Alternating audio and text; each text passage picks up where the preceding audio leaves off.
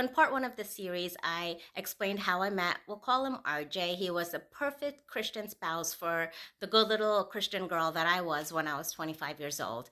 And everyone wanted me to get married to him. My mother was hearing from preachers and prophets that he was the one.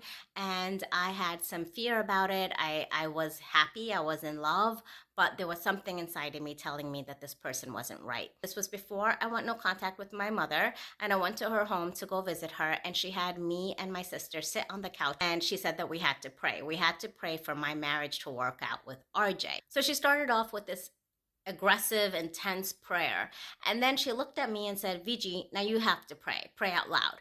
And I didn't want to because I never was ever someone who liked to pray out loud, but she insisted on it. And that little fear that I had in the pit of my stomach, feeling that something about this man wasn't right, I don't know why, but it completely took over me at that moment.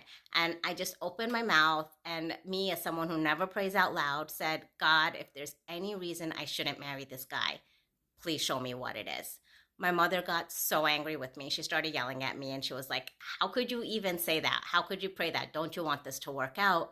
And yeah, I did want it to work out. I wanted it to work out with all my heart and soul, but I couldn't ignore this uneasy feeling that I had in the pit of my stomach. Within 2 hours, I found out what it was that he was hiding from me.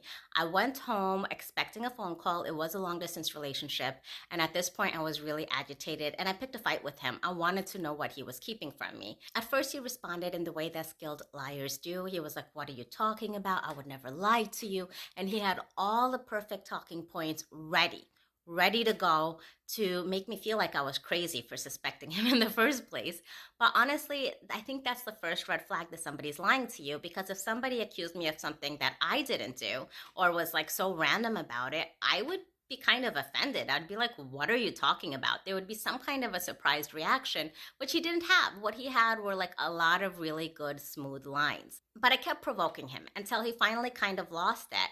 And he admitted himself to me that he had beat a woman from his past. And I'll share what happened after that in part 3, so please do follow me if you'd like to hear the rest of the story.